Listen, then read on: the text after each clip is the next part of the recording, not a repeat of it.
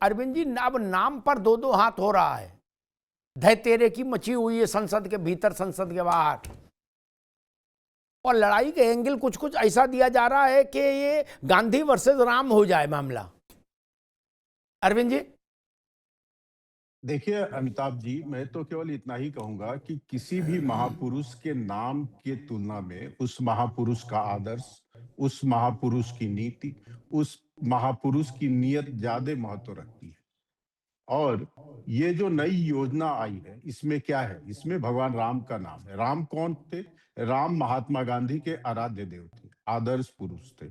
महात्मा गांधी स्वतंत्रता संग्राम में राम राज्य की बात करते थे।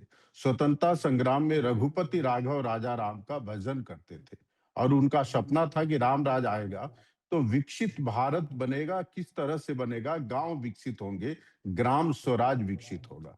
ये जो नई योजना आई है मनरेगा के जगह पर, ये महात्मा गांधी के आदर्श राम के नाम पर है। और महात्मा गांधी के सपनों को, चाहे वो ग्राम स्वराज की बात हो या विकसित ग्राम की बात हो, इन दोनों को आगे बढ़ाने वाली है। क्योंकि इसमें धनराशि भी ज्यादा दी जा रही है और काम के दिन भी ज्यादा। कांग्रेस को तो इसको सम्मान करना चाहिए, कांग्रेस सहित पूरे इंडी गठबंधन को। लेकिन आज मैं जो इस विरोध का नेतृत्व कांग्रेस कर रही है, मैं कांग्रेस पर एक ही बात कहूंगा।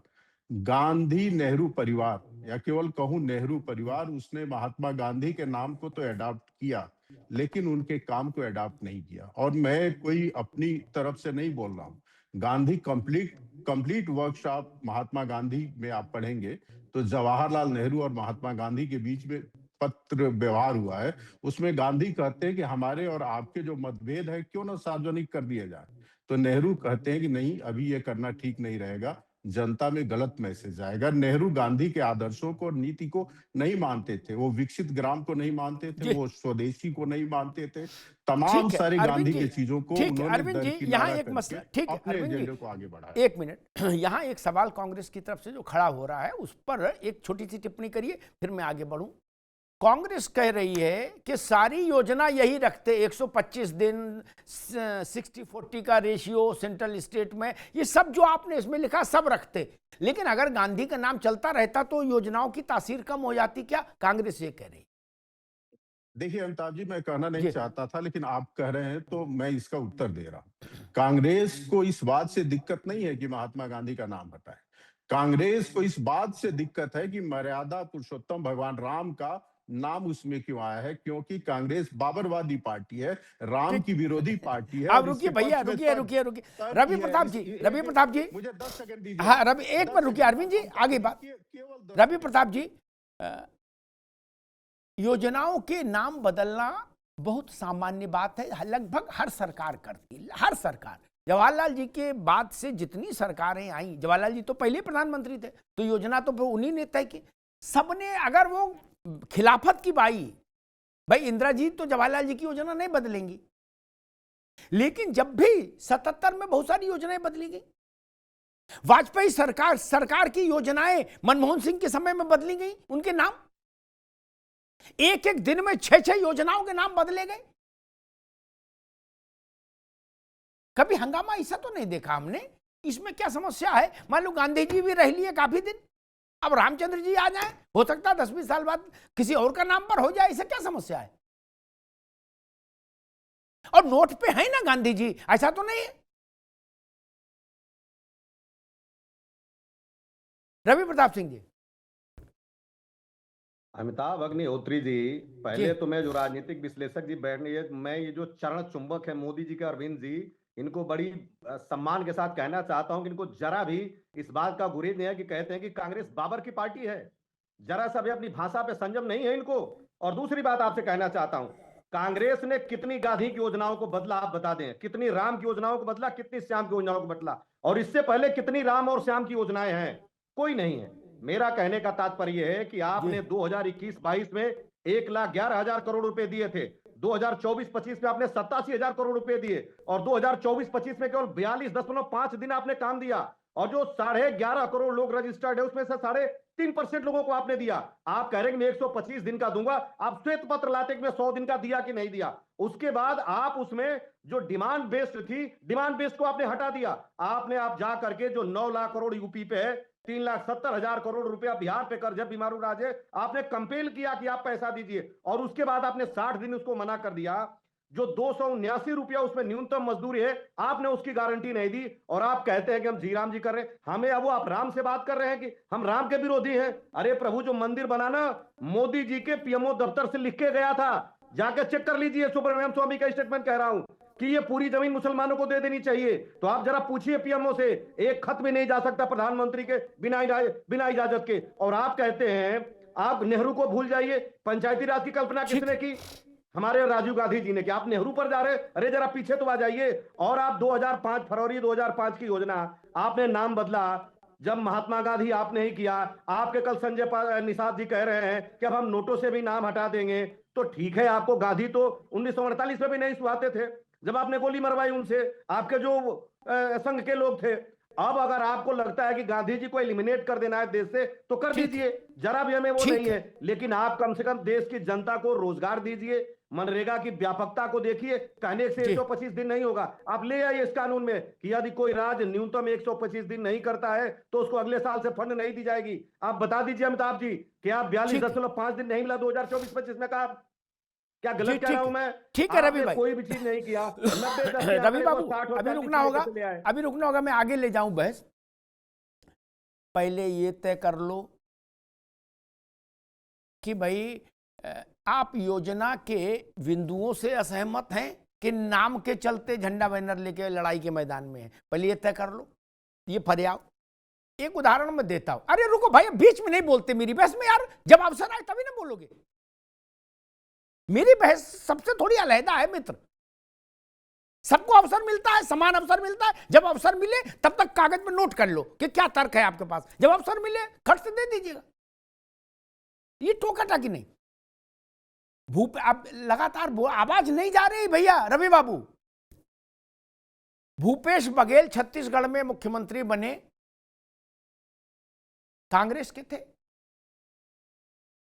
भूपेश बघेल ने एक दिन में पंडित दीनदयाल उपाध्याय के नाम पर चल रही आधा दर्जन योजनाओं के नाम बदल दिए।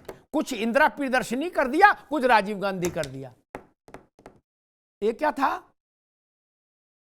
जो जब जनादेश बदलता है तो पुरानी चीजें बदलने का अधिकार अगर नहीं है तो जनादेश काहे का है? इंदिरा जी के समय तक तो यह था, इस देश में जितना भी नामकरण था वो सब नेहरू जी, इंदिरा जी के नाम पर था। हर शहर में जवाहरलाल नेहरू के नाम पर जो है मोहल्ला है, जवाहर नगर। हर शहर में इंदिरा नगर है। किसी ने आपत्ति नहीं की।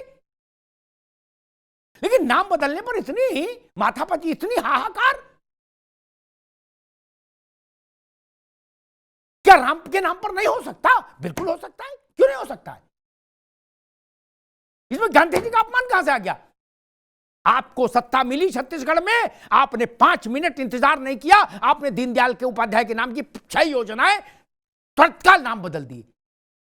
मनमोहन सिंह जैसे सीधे साधे प्रधानमंत्री मिल आए देश के, लेकिन वो कांग्रेस के नेता थे। इस नाते उनकी सरकार से क्या करा अभी नहीं। जब आएंगे तो आप अपने साथ तक लिख लो कागज पे। यार हम बता तो रहे हैं आपको, उंगली न करो, लिख लो। मनमोहन सिंह के समय में वाजपेयी सरकार की दर्जन भर योजनाओं के नाम बदले गए। दर्जन भर योजनाओं के। क्या जरूरी था नाम बदलना? काम बदलते ना। क्यों नाम बदला? दीनदयाल उपाध्याय के नाम से योजना में वो काम नहीं हो सकता जो इंदिरा प्रियदर्शनी के नाम से होगा। गजब बात है। ये तो इतना तो कम से कम। और अशोक भाई, मैं अखिलेश जी को सुन रहा था, वो कह रहे थे जिनके पास आत्मा नहीं। अच्छा वो था डायलॉग, जिनके पास आत्मा नहीं वो महात्मा को क्या जाने। महात्मा गांधी अच्छा लाए थे, जिसने भी दिया अच्छा दिया। मुझे एक चीज याद आ रही है, मायावती जी की सरकार थी। उन्होंने इस देश के दलित नायकों के ऊपर कुछ जिले, कुछ स्थान, कुछ तहसील, कुछ नामकरण के प्रयोग किए। विश्वविद्यालय, दिस दैट, बड़े चिकित्सालय। क्या अखिलेश जी आए, उनने सबसे पहले उन्हीं को बदल दिया। क्या? क्यों भैया? क्यों? ना आपने कहा जिनके पास आत्मा नहीं वो महात्मा क्या जाने। ज्योतिबा फुले से आपकी कोई दुश्मनी थी? कोई मुकदमा हुआ था आपका? नहीं ना। कांशीराम से कोई मुकदमा चला था? नहीं। मायावती से चला, कांशीराम से तो चला नहीं। कांशीराम के समर्थन से तो सरकार बनी थी नेताजी की। आपने भी तो खटाखट बदलो, खटाखट बदलो, गली मोहल्ला तहसील जिला सब बदलो। अशोक जी, आपके पास सरकार थी, आपने कहा हम नहीं बदलेंगे। कौन बदलेगा? हम चुन के आए हैं। और दूसरा ऐसा करे तो आप कहोगे ना तुम नहीं बदल सकते, ये केवल हम ही बदल सकते हैं। अशोक जी, क्या ये फेयर बात है? देखिए अमिताभ जी, आपने जो भी जी तर्क दिए, मुझे लगता है कि राष्ट्रपिता के ऊपर वो तर्क फिट नहीं बैठते हैं। राष्ट्रपिता वो सबके हैं। अरे ज्योतिबा फुले सबके हैं, आप क्या कह रहे हो? ज्योतिबा फुले केवल दलितों के हैं? ज्योतिबा फुले केवल दलितों के हैं क्या? आप ऐसा कह रहे हो महाराज? नहीं, ऐसा ही देखिए, ज्योतिबा फुले, बाबा साहब अम्बेडकर, मान्यवर कांशीराम, ये भी सर्व समाज के हैं, सबके हैं। इसमें कहीं से कोई दो राय नहीं। सवाल यह है कि आज कोई नई घटना नहीं सरकार ने किया है। इसके पहले आपको याद होगा 2017 में माननीय मोदी जी के खादी ग्रामोद्योग आयोग ने कैलेंडर और डायरियों में माननीय मोदी जी का फोटो लगा दिया, महात्मा गांधी का फोटो हटा करके। ये 2017 से काम शुरू है। 2021 में 24 फरवरी 2021 गुजरात के मोटेरा स्टेडियम में जो सरदार पटेल के नाम से स्टेडियम था, उसका नाम नरेंद्र मोदी स्टेडियम कर दिया गया। क्या सरदार पटेल से बड़े मोदी जी हैं? क्या राष्ट्रपिता से बड़े मोदी जी हैं? ये सवाल नहीं बनेगा। आप अगर राष्ट्रपिता का फोटो हटाकर नरेंद्र मोदी जी का फोटो लगा रहे हैं, तो इसका मतलब आप ये साबित करने की कोशिश कर रहे हैं कि मोदी जी का प्रोफाइल राष्ट्रपिता से बड़ा है। जब आप सरदार पटेल स्टेडियम का नाम बदल करके नरेंद्र मोदी स्टेडियम कर रहे हैं, तो आप ये साबित करने की कोशिश कर रहे हैं कि मोदी जी का कद सरदार पटेल से बड़ा है। फिर आप नाटक करते हो पटेल का। अशोक जी एक मिनट, अशोक जी एक मिनट, फिर पूरा अवसर मिलेगा। एक मिनट मुझे एक बात ध्यान आगे भूल जाऊंगा। सरदार पटेल के नाम पर इंडिया अलायंस की सरकारों ने एक ईंट नहीं रखी कभी कहीं। क्या ये स्टेडियम इंदिरा गांधी ने बनवाया था? नहीं ना। जवाहरलाल जी की सारे देश भर में मूर्तियां हैं, इंदिरा जी की हैं। पटेल को सम्मान मिले, इसका ख्याल किसको आया? आपकी इस गठबंधन को तो नहीं आया।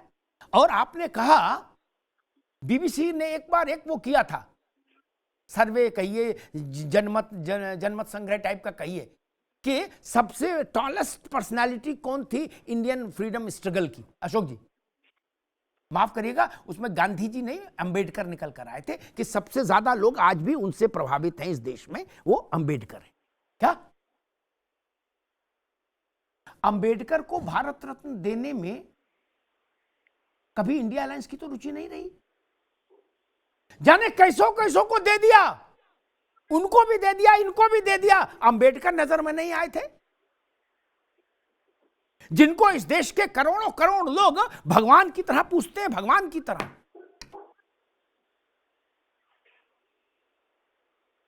जिनकी फोटो पूजा घर में रखते लोग। आपके मन में इतनी ही अगर उनके प्रति श्रद्धा थी, आपने कहा अंबेडकर जी सबके हैं, तो राजीव गांधी तक को मिल गया भारत रत्न, अंबेडकर की याद नहीं आई। अशोक जी, जो सरदार पटेल की मूर्ति मोदी ने बनवाई, ये इंदिरा जी बनवा के जाती तो अच्छा नहीं होता?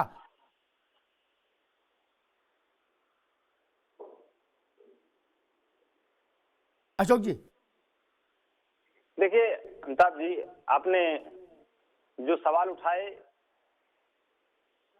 मैं इसके अलावा कुछ बातें रखना चाहता हूं।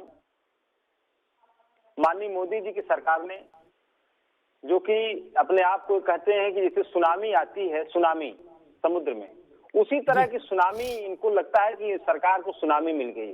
जो आगे आएगा उसको नेस्तनाबूद कर देंगे। अब आप ये बताइए, मैंने इसके पहले जो दो बातें कही, पटेल साहब का नाम लिया, महात्मा गांधी जी का नाम लिया, क्या एक तथ्य मैंने गलत रखे? क्या नरेंद्र मोदी जी ने उन दोनों महापुरुषों का नाम हटा करके अपना नाम नहीं लगाया था उन दोनों जगहों पर? और दूसरी बात मैं कहूंगा कि महात्मा गांधी जी का प्रोफाइल इतनी बड़ी है, इतनी बड़ी है, इतनी बड़ी है कि मोदी जी जैसी सैकड़ों सरकारें आएंगी लेकिन वो नाम और विचारधारा का बाल बांका नहीं कर पाएंगे। राष्ट्रपिता के नाम और उनकी विचारधारा को, अंबेडकर साहब की विचारधारा को बाल बांका मोदी जी जैसी सैकड़ों सरकारें आएंगी, कुछ नहीं बिगाड़ पाएंगी। और अभी अंबेडकर साहब की बात आप कर रहे थे, कितना दिन हुआ? साल भर भी नहीं हुआ। गृह मंत्री जी अंबेडकर साहब के बारे में क्या बोले? अंबेडकर अंबेडकर अंबेडकर फैशन हो गया है, इतना नाम भगवान के लेते तो ये हो जाता। इतनी नफरत गृह मंत्री जी अमित शाह जी के अंदर अंबेडकर के प्रति भरी हुई है। ये बात तो संसद में उन्होंने कह दिया ना, ये कोई लुका छिपी का खेल नहीं चल रहा है, खुलेआम संसद में उन्होंने कह दिया। अब आप बताइए, महात्मा गांधी से नफरत क्यों, अंबेडकर से नफरत क्यों? इसलिए नफरत अमिताभ जी, क्योंकि महात्मा गांधी जी की विचारधारा जो हिंदुत्व है, जो राम को उन्होंने चाहा, माना, अपनाया, वो हिंदुत्व और राम को आरएसएस नहीं चाहती है, न मानती है। उनका हिंदुत्व दूसरा था, स्वामी विवेकानंद वाला हिंदुत्व था, समावेशिता वाला हिंदुत्व था, सर्वधर्म संभाव वाला हिंदुत्व था। आरएसएस का हिंदुत्व नफरत और अलगाववाद वाला हिंदुत्व है। उनका जो राम थे, जो भगवान राम मर्यादा पुरुषोत्तम, जिन्होंने अपने पिता के वचनों को रखने के लिए वनवास चुना, सत्ता को लात मारी, ये राम की बात करते हैं। सत्ता के लिए माँ गंगा तक को नहीं छोड़ा, सत्ता के लिए क्या क्या नहीं किया इन लोगों ने। अरे मर्यादा पुरुषोत्तम भगवान राम की बात करते हैं। थोड़े में ज्यादा स्वाद यही तो है इसकी खास बात। वाओ मामा, क्या स्वाद है? अरे मेरे राजा, ये है सीक्रेट रेसिपी MDH का जीरा सिप जल जीरा मसाला। सिप सिप जीरा सिप MDH का जल जीरा सिप, जीरा सिप MDH का जल जीरा सिप।